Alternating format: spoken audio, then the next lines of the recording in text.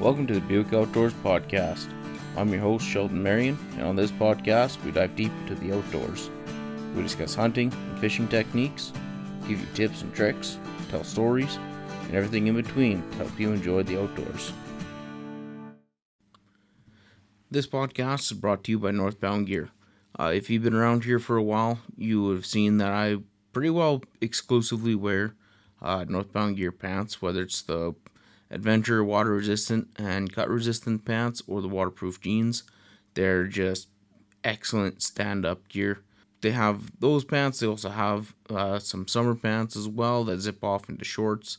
They have jackets, things for men and women, and they also have a bunch of accessories as well. If you want to check those guys out, they're at northboundgear.co. And for you guys listening and watching this, if you use the promo code Sheldon15 at checkout, you'll receive 15% off your order, and that's including the sale items. Also, with Northbound Gear, they partner up with One Tree Planted, so for every purchase, you also plant a tree. So head over to northboundgear.co, check those guys out, use the promo code Sheldon15 to receive 15% off, and get yourself some good gear. Hey everyone, welcome back to another Buick Outdoors podcast. If you're new around here, my name is Sheldon Marion, and today we're going to be talking about our recent trip to Kitimat. If you've been watching YouTube there, you would have seen me and Shelby. We just got back from Kitimat. It was a nice little trip with the in-laws. Her parents, they have a, whatever it is, 30 some odd foot bayliner boat that they take out there. And it's what I call a slow boat. You know, usually like a fishing boat, you're able to do like 20 to 30 knots or miles per hour kind of a thing. And slow boating, you know, you're doing like 8 to 12 knots for your cruising speed kind of a deal. And for me, I thoroughly enjoy it. If you're going to be going out for, you know, like more than 2 days, maybe not even, maybe more than 3 or 4 days kind of a thing, I absolutely love doing the slow boat. It does take quite a bit of time to get where you're going and to get back into town. But while you're driving out there and while you're out there, you know, it cuts, I don't know, you don't even like think about time kind of a thing, you know. To me, it's so much more enjoyable. You know, normally when you go out fishing, you have to be up at like the crack of dawn. You have to be at the boat launch to try to beat the rush of people out. And then even like all the drama and junk that goes on at a boat launch, especially going into the ocean. Man, you can be there for an hour or two some days, where slow boating, even if you are there, you're launching the boat once, and then you're basically living on the water for the entire time that you're there. And yeah, it's definitely, to me, it's more enjoyable. There's pros and cons to it. One of the biggest pro for me is that you load up all your stuff and you head out and you're on the water, and you live on the water. Wherever it is that you anchor, that's where you stay in. You have everything you need in the boat. You have your bed, your cook stoves, and fridges, and deep freeze, and all that stuff. And yeah, it's less stressful. But the problem is, when you move so slow, say you're fishing in one spot and the fishing's not all that hot, but you know, 15 miles over here, it's good. Well, on a slow boat, that's basically 2 hours of driving to get over there. By the time you get there, the fishing might be off, because like when the bite is on, it's on. When it's off, it's just off. It don't matter what you do, what you put in the water. If the bite is off, you're just not going to catch fish. Where if you're in like a regular, normal, fast boat, or whatever you want to call it, just a normal fishing boat, you know, like when we take the kingfisher out, if the fishing is off of where we're at, and one of the guides or locals or like somebody that we're fishing with says, hey, over here, 20 miles away, the fishing's good, we can pretty well just pull our lines in, fire up the main motor, pull the kicker up, turn that off, quickly bolt over there, whether it be 30 minutes or an hour kind of a thing, put the lines back in the water, and away you go when you're fishing again. And, but that's also when you're going out and your main objective is to, like, catch your limit kind of a thing. So, I mean, there's that aspect of it, but for the most part, if you just want to go out and just kick back and relax and just enjoy the ocean, man, the old slow boat trip, I highly, highly, highly recommend it. Even if you just want to experience it once, I even with that, I would still highly recommend it. It's a different way of seeing the ocean, and man, you enjoy it a little bit differently. Especially some of the sights and sceneries and sounds and stuff.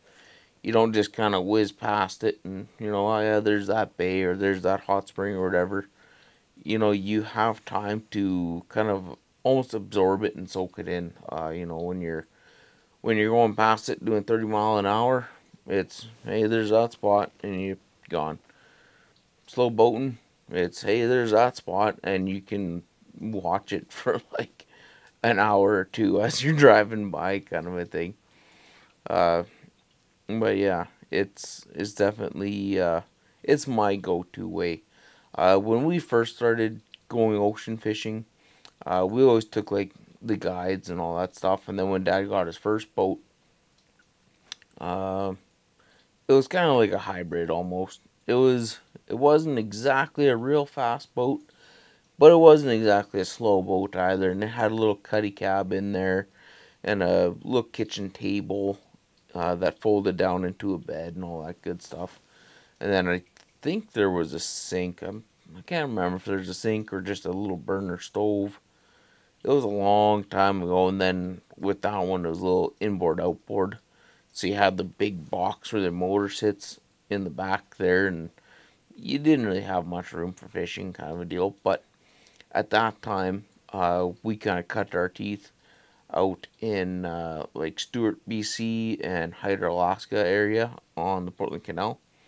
And at that time, there was little government docks all along the canal in there. And basically, what we would do is it was somewhat like this little boat experience, where we would take off uh, from the boat launch. We'd have everything that we needed for the, whatever it was, 4 or 5 days that we were staying out there. And at night, instead of anchoring up, we would just tie up to one of the government docks and spend the night out there. And it was fun and it was enjoyable. It was I don't know. It's my preferred way of doing it, especially during the day. You're not in such a rush. If you miss slack tide for halibut, it's whatever. Like you're not stressed out. You're not thinking about anything. You're just there to fish and enjoy yourself. And then in the evenings, it's really nice because instead of having to race all the way back into town and it's 2 hours or whatever, it's right around the corners where the government dock is. So I mean, you can go, well, it's 6 hours until dark. So if we troll from here, we can troll for 4 hours to get to the dock, and then we can tie up to the dock and cook supper and eat just as the sun is going down, kind of a deal. So like it extends your fishing, but there's pros and cons to everything. You also can't you know go out for supper. Like you have to cook every single night. You're also not in a hotel room, which is a pro and a con in itself. You're not getting a hot shower every night, and you're not sleeping in a real nice queen size bed. Fresh sheets and all that stuff.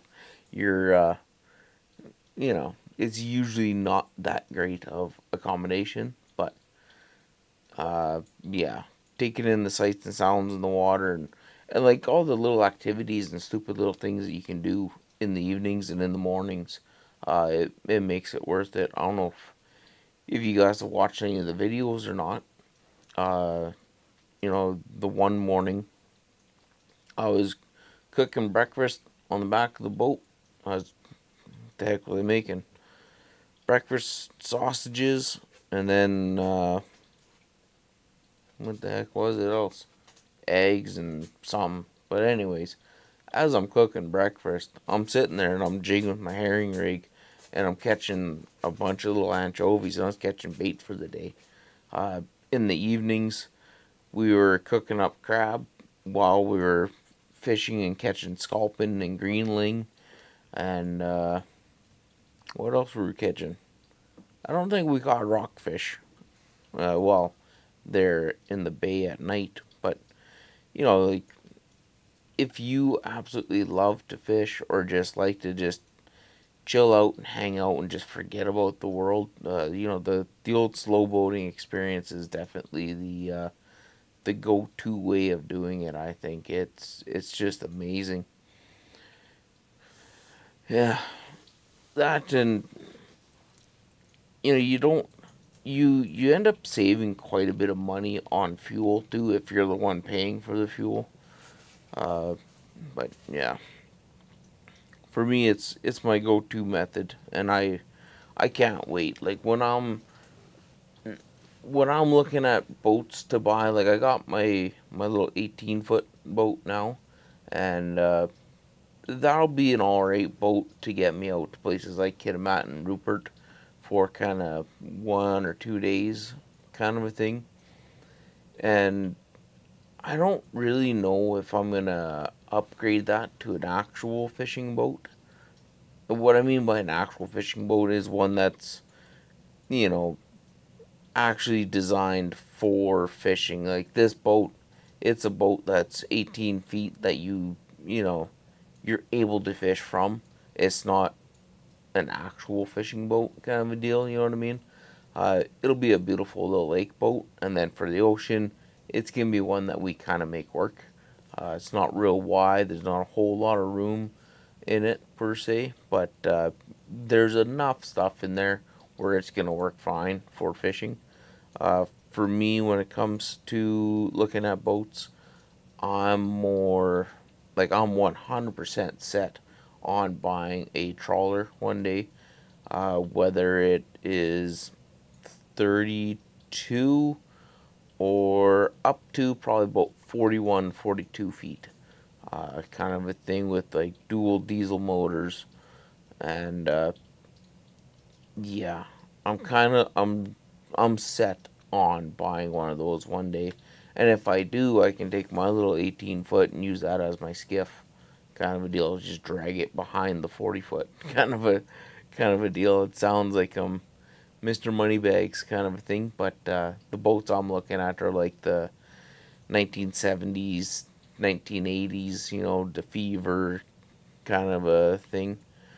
But yeah, even with that, those big tugs kind of a thing, even like the Canoe Cove, the Fever, everything like that with the aft cabins, they look comfortable. And like for me, I don't want to have a boat where I'm gonna be dragging it back and forth all the time.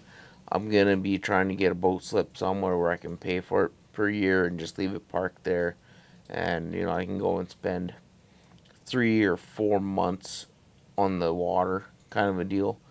And one thing you gotta consider with these types of boats, when you take them out, it's almost like taking your holiday trailer or motorhome somewhere.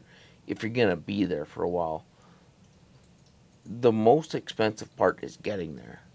So, I say that because like when you take your holiday trailer somewhere, say if I go from here to, I don't know, Tumbler Ridge, it's gonna take me like 2 full tanks of gas to get there. And like right now, the price of fuel, I mean, that's like $400. But then once I'm there, once it's once the truck hits park and you unhook, you can stay for a month. Really, I mean, you need some fuel for your generator to charge up your batteries at night, and food. but you're gonna eat regardless of where you are. So I mean that doesn't really matter. So it'd be kind of the same concept when I have a trawler. You know, if I want to go from Kitimat and cruise, well, the Douglas Channel or the Inside Passage or something like that, Desolation Sound or whatever. You know, the most expensive part is going to be getting into each bay. So if I go from Kitimat to say Bishop Bay, I could do that in one day and then hang out in Bishop Bay for a day or two.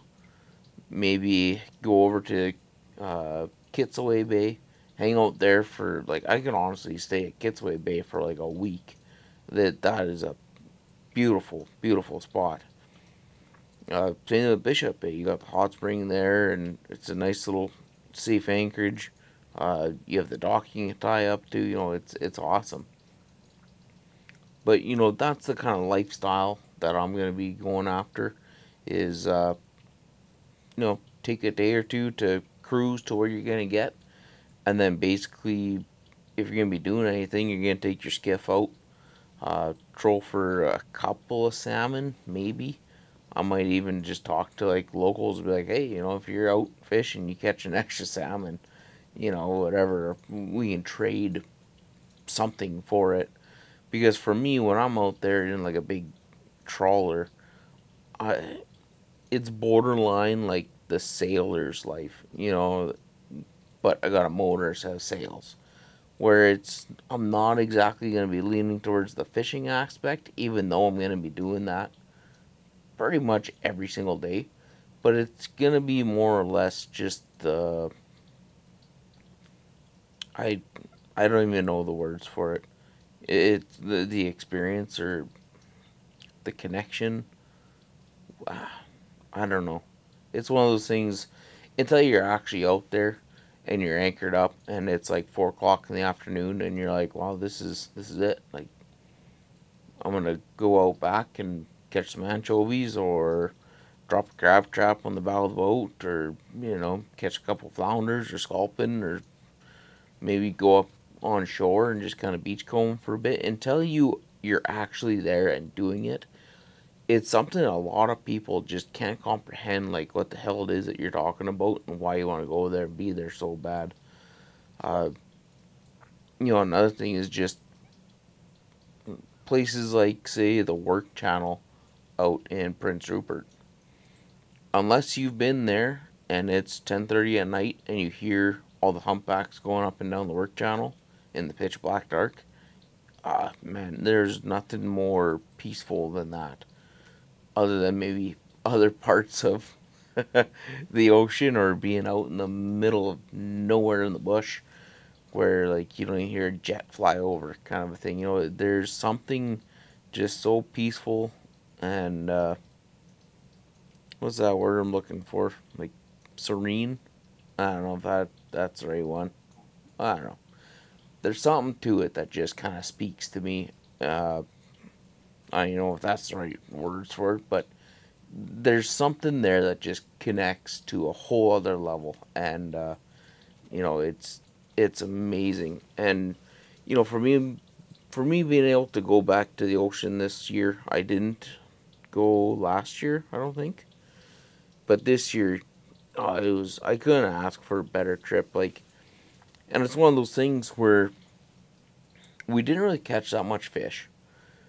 You know, we caught a handful of salmon.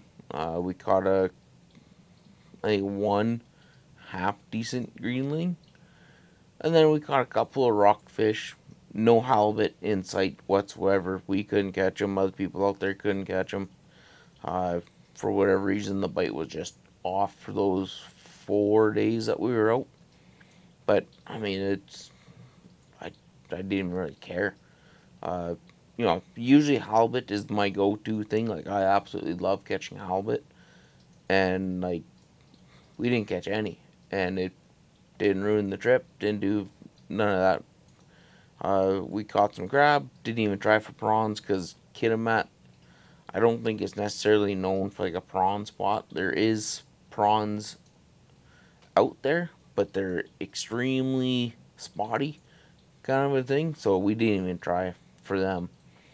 But yeah, for me, it was all about just being able to be out on the water and at night drop anchor, stop everything that you're doing, and just enjoy each other's company, enjoy the water, and enjoy fishing at night. And, you know, for me, I couldn't have asked for a better trip. And about the only way that it would be better is if it was on my own boat. You know what I mean? Like, I absolutely loved going out there. I like being out there with the in-laws on their boat, but there's gonna be something that's just that little extra special when it's on your own boat, your own equipment, and you say like, this is my boat, my spot, whatever. It's, I don't know. There's something a little to that. But yeah, if you guys haven't experienced the slow boat experience, again, I highly recommend it. And even if you can't get that option, there is some places where you can go. I believe there might be a couple spots in Kitimat that do it, but there is for sure one or two places in Prince Rupert where there's it's like the fishing lodge that's set up in one of the bays, and you basically live in the lodge, and it's somewhat of the same thing. Like, it's pretty close, except the only difference is when you go in at night, you do tie up to a dock and you can fish, but you go into the lodge and you essentially stay in a hotel room just out on the water. But then you avoid all the hustle and bustle and BS with the boat launches and people in town and all that stuff. And some of those places, I can't remember which one it is, but in the morning you wake up and you go out, and the first thing you do is you jig for herring, and you catch your day's bait. So I mean, like, for me, that is so cool that a lodge actually does that, because uh, there's something to that where it's kind of like when you tie your first fly and you catch a fish on uh, on a fly that you've tied. Like, the first time I did that, I was probably, oh, I don't know, 11 years old, 10 maybe. I was fairly young. I might have been 12. I don't know. My memory escapes me a lot of times. But regardless, there's something special about, like, I tied that fly and it caught that fish. And, like, oh man, it grabs you. Like, you're hooked. And then when you're out fishing and you catch your own bait, and then you use that bait to catch that salmon, you take that salmon, use it as bait to catch that crab, and then you take that crab, you clean that crab, and you use that to catch the bait for more crab, or to catch bait to catch halibut. Like, I'm telling you, like, if you haven't done that full circle kind of a thing, you've got to give it a go. It is such an amazing feeling and experience, and man, it's so nice. And then also, like, if you're wanting to go to the ocean and just experience some sort of ocean fishing, you can just go out and get your saltwater fishing license, and you can get a cast net or just a regular crab trap. And you don't want to check the regulations and all that stuff. Make sure you're legal with it. But you can go out and you can catch crab from shore with a cast net, or on the piers, or on one of the boat launches, or the docks and all that stuff. You can catch crab right there. You can catch flounder. You can catch sculpin. You can catch greenling, rockfish. All you need is a regular rod and, like, walleye jigs. I mean, Shelby was catching a bunch of sculpin on the walleye rig. If you spend $7, you can get a herring rig. You might need a little more than $7. I might be lying to you. It might be closer to 10, because you also need about 1.5 ounce weight on the end of it. So we'll call it $10, and you can go and you can jig for anchovies, sardines, and herrings right off the dock too. As long as they're surfacing, you'll catch them on that little rig. And man, it is so much fun. You can bring in one, or you can bring up to like 5 in at a time. And heck, even those anchovies, sardines, herring, you can eat them. I mean, granted, it'll take a few for you to get a meal out of it, but I mean, that one day I was sitting there cooking breakfast, and I still caught like 15 anchovies, and that was only within a span of maybe 30 minutes. And then Shelby took over, and she was hauling them in by the bucket loads too. Like, it was just phenomenal. So even if you can't exactly afford uh, like one of the guided trips and stuff, you can still go out and you can still catch fish. Heck, you don't even need that. Uh, During low tide, you can go into tide pools and you can hand catch crab. You can hand catch octopus, sea cucumbers. Uh, some places you can pick uh, clams and oysters and stuff, but you really got to watch out for the closure places with any red tide or industrial activity and stuff. You can get really, really sick and potentially even die if you eat the wrong shellfish. So I mean that you really want to just pay attention to closure areas and talk to locals. But I mean it's still doable. Like anybody can go out and do it as long as you have your fishing license. And yeah, that would be back to the most expensive part is just getting there. If I wanted to take my pickup and drive to Kitimat, I could leave tomorrow morning at say 6 a.m. and I need about a tank and a half of gas to get there. So you're looking at about $300.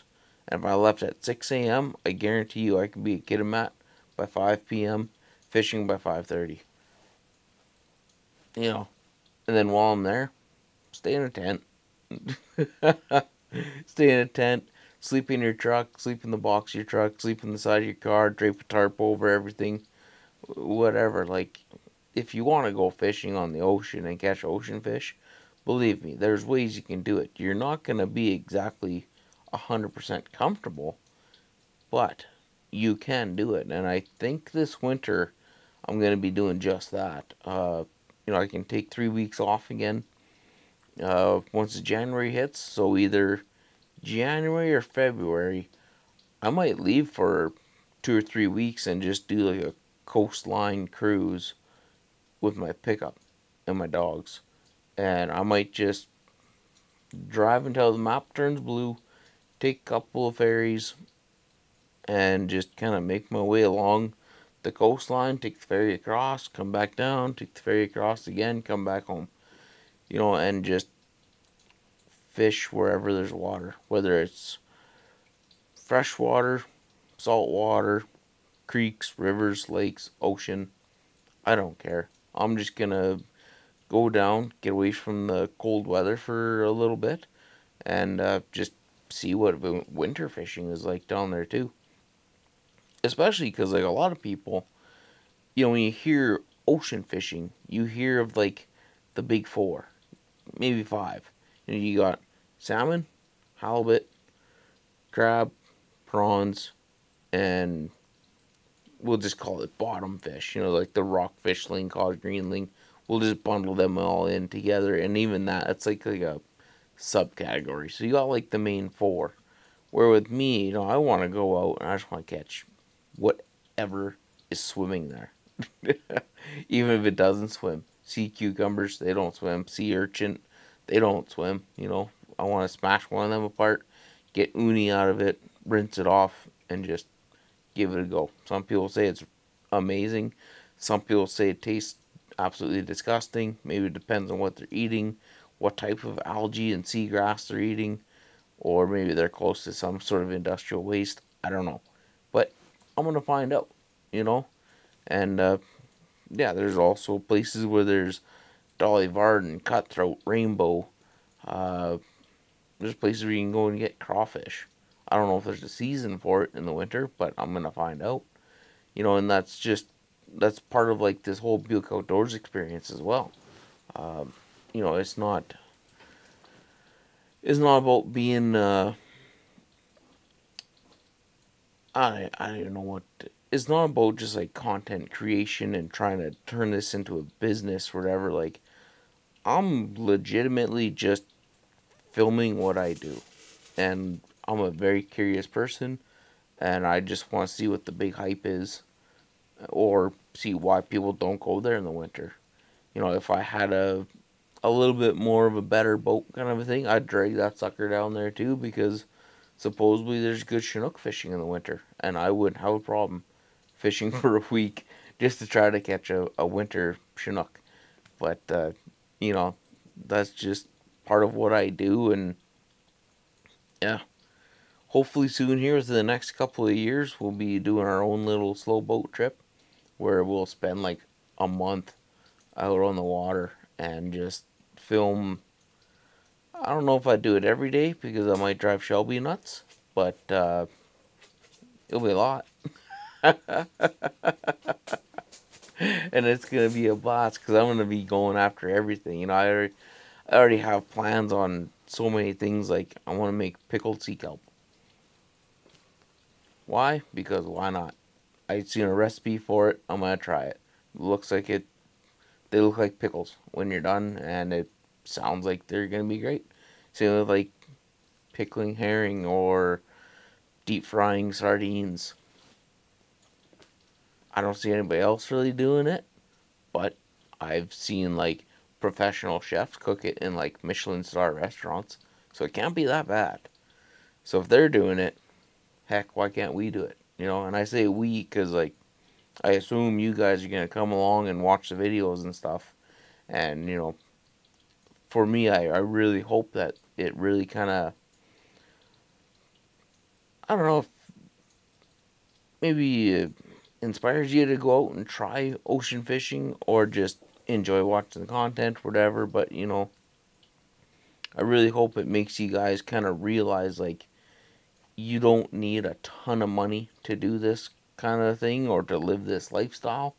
It really is for everybody. Doesn't matter, how you grew up or where you come from, kind of thing. If you live in like places like BC, it's so easy to just go. Simplify it. If you want to go there, go. Make it happen, right? You might have to do a little bit of sacrificing, like not spend $2,000 on the latest and greatest iPhone, but I mean, you'll get to go to the ocean, you know. But yeah, anyways, before I get down that rabbit hole, I think I'm gonna cut her off here, guys. Again, if you get the opportunity and you have the time to go on a nice little slow boat cruise like that, uh, I highly recommend it. Especially places like Kitimat. You're surrounded by mountains. There's several different sets of hot springs that you can go and check out. There's a ton of fishing. Even if you don't catch a salmon or a halibut, you can still catch the rockfish, the greenling, the anchovies, the herring. You'll see a ton of whales. There is whales everywhere in that area. And yeah, hope you guys enjoy your time if you head out that way. And yeah, who knows? Maybe one day we'll see you out there. But anyways, I hope you enjoyed that podcast. If you did, hit the like button down in the corner. Leave me a comment or two. Subscribe to our YouTube channel. I'll catch you on the next one.